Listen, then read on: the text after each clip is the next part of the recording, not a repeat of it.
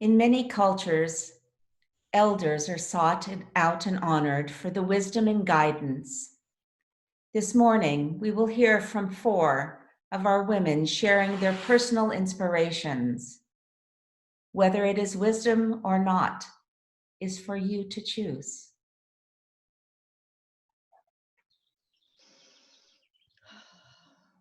Not all of us are going to make it to 86, but the famous anthropologist Jane Goodall has. And she has a message for our world, which she delivered on April 22nd on the 50th year anniversary of Earth Day. I would like to read to you now an excerpt from that interview given to Jeffrey Brown for PBS. Jeffrey said, "Changing minds and practices hasn't always been easy, but she's gotten results. Goodall campaigned against using chimpanzees and other animals for medical research. She's also been a leading voice against animal trafficking and other abuses. And she sees a disregard for nature and disrespect for animals behind today's global pandemic. This is a virus that jumped from animals to human at the Chinese wet market." And Jane says, yes, we are all interconnected. And if we don't get that lesson from this pandemic, then maybe we never will. Well, how does that force a lesson on us? Well, it should force a lesson on us because it's our interactions with animals and the environment, all of it, that has led to the virus being able to leap over some kind of animal into us, as has happened before. And I just hope when this is over, we're wiser. And I hope that the Chinese ban on wet markets will A, be made permanent, and B, extend to the use of wild animals for medicine, like pangolin scales, bear bile, and so on. Well, what about Africa?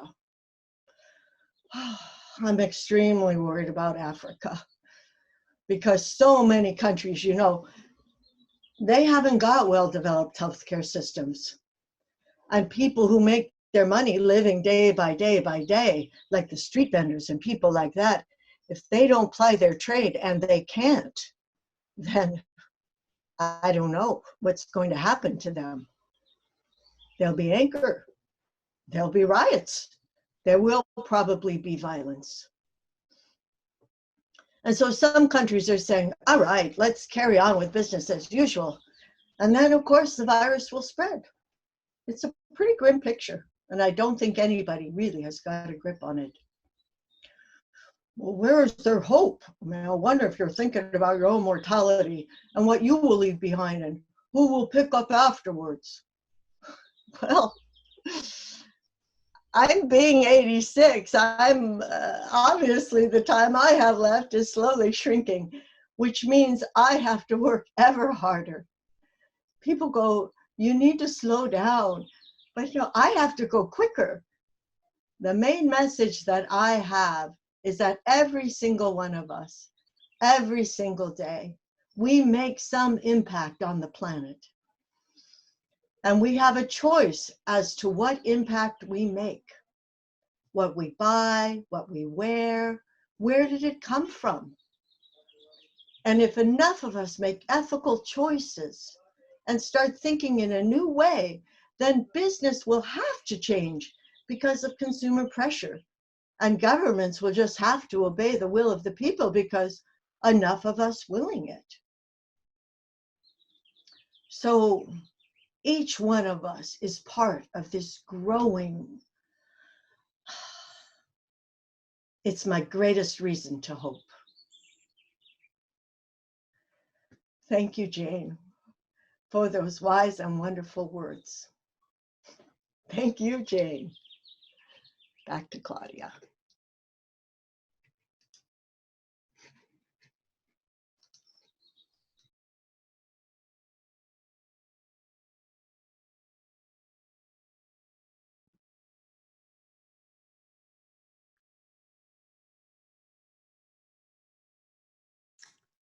Actually, it's my turn. My name's Dana Ryan, and I have a little story for you today. When I gave birth to my first child 31 Mm. years ago, they handed this beautiful little thing to me.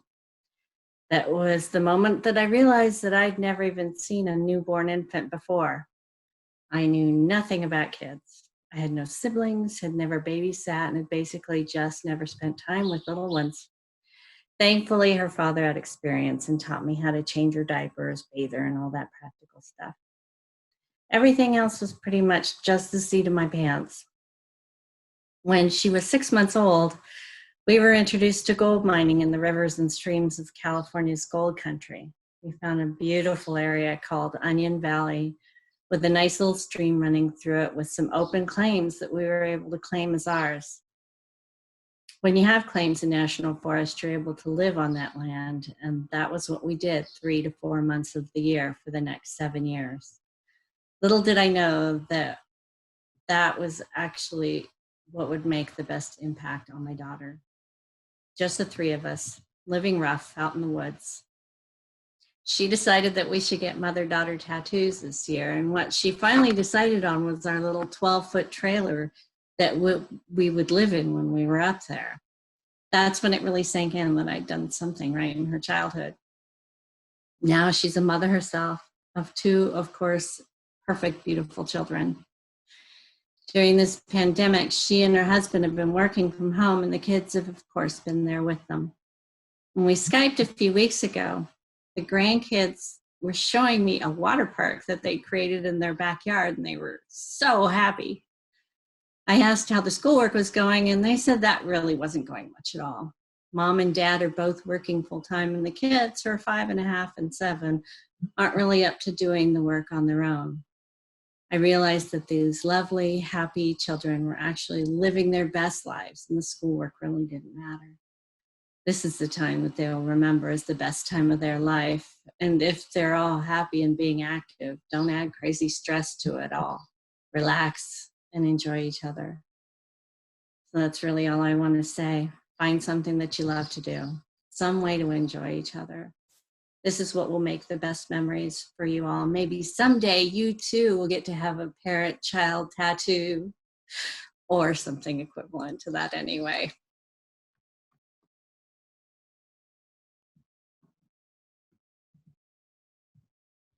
Hi, Claudia Barton here again.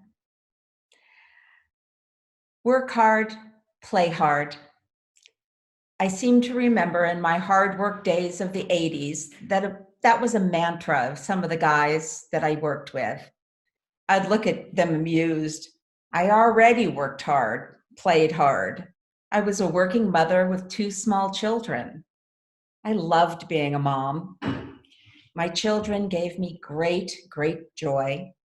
We were a busy family who spent a lot of time together with each other and with our friends. I did a lot of things right raising my kids, but I did some things wrong too. I learned from them as much as they learned from me, and I could only do right what I knew how to do right at the time. So as my children grew, I grew too. And over the years, I tried to remember those lessons that they taught me.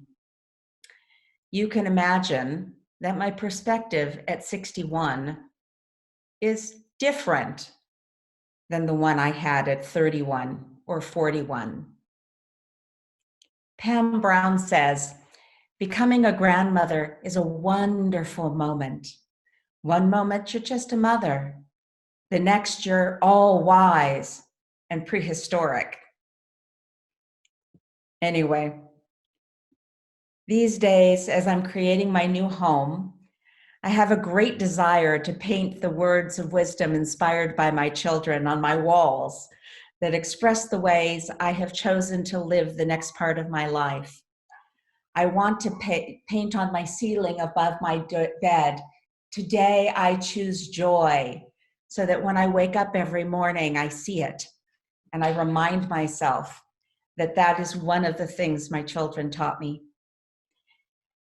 When I walk in through my front door, I want for me to see and my guests to see a Rumi quote that says, "Beyond ideas of wrongdoing and right doing, there is a field, I'll meet you there, reminding me that there are so many right ways to do things, that it's not just one way, and that we should be tolerant and accepting of all the right ways there are to live our lives. And then beside my door, as I exit, I wanted to say, remember that the journey is the goal. That was a lesson I learned when Christopher was just a little toddler, because even though it might take us 2 hours to take our 20-minute walk, we got to learn and experience all the wonder that a toddler sees and all the little things that we would walk right past and never notice. And that was just the most important thing we ever learned as parents. So the journey is the goal, and the destination is but a small dot at the end. So work hard, play hard. Truth be told, I still work hard. Lilia is my baby girl, and I'm her nana. Clearly, she's my new granddaughter. So now, some days are work easy and play soft. Other days are work not at all and play a lot. We might need to dig in the dirt for roly-polies or worms, or play with the rocks in the garden, which I'd really like to keep sorted and by type, but they never end up that way because she wants to mix them all together and try to build a castle out of rocks.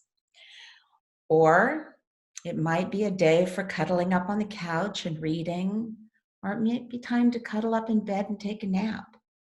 Whatever time it is, there will be time to get all the important stuff done. If it takes Nana 3 months to get the front yard done, or 6 months, it will still get done.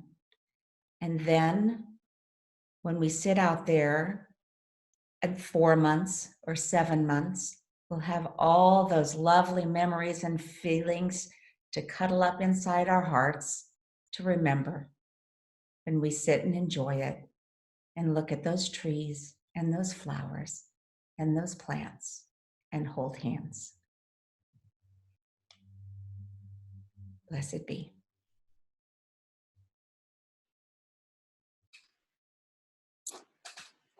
Good morning. I'm Deborah Snyder,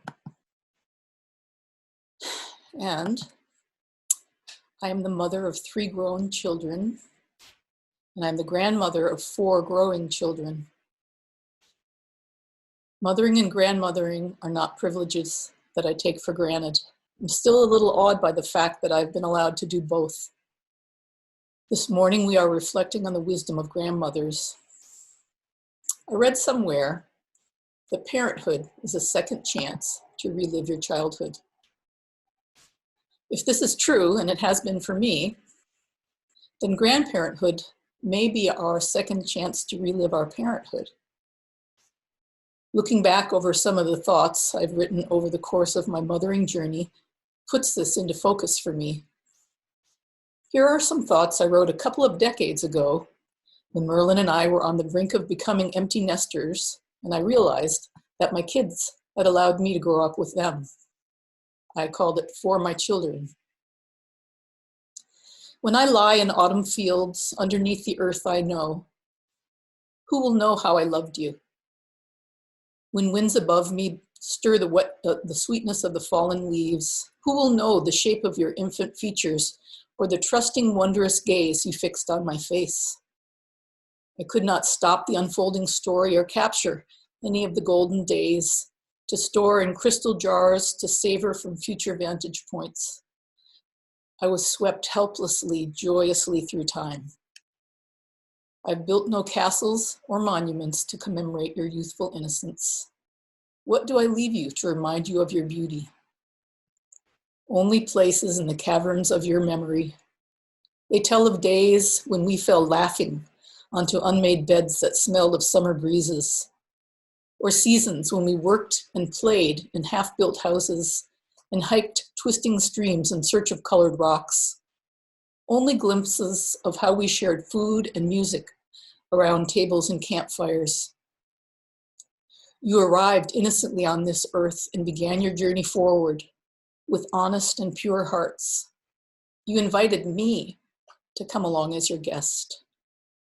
You called me brave, teacher, friend, never knowing that it was I who was the grateful child. Then after my children had grown and gone and started families of their own, I found that grandparenting also offered some second chances. Here are some reflections I recorded more recently from my current vantage point as a grandma.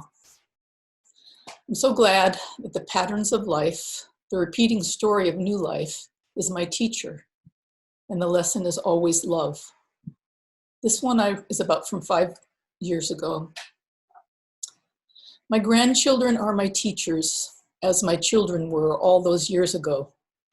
Perhaps I'm a better student these days than in the years when ego and finances and necessity pressed so hard against the lessons my first children offered to me. Who else can convince me to put down the endless to-do list or to disregard the constant braying of my internal critic, to play a game or paint a picture, or let go of control and accept a wonderful change in plans? What a gift to let the day take us where it will, to let go of the narrative of how things were supposed to turn out and welcome the surprise of how things turned out. I have things to share with them as well as we navigate small disappointments, lessons in sharing, and the gentle reminder to keep our hearts tender, always tender towards each other. The lesson never ends. We don't know how the story turns out. We all move along down the river. We can fight the current or grab a hand and let the flow carry us along together. Thanks for listening, and happy Mother's Day to all the nurturers.